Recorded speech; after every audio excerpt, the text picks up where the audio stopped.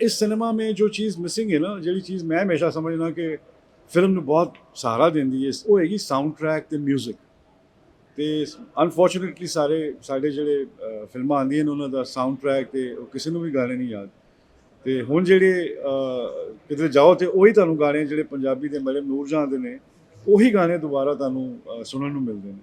सो मेरा ख्याल है कि हम एज फिल्म मेकर्स हमें चाहिए कि हम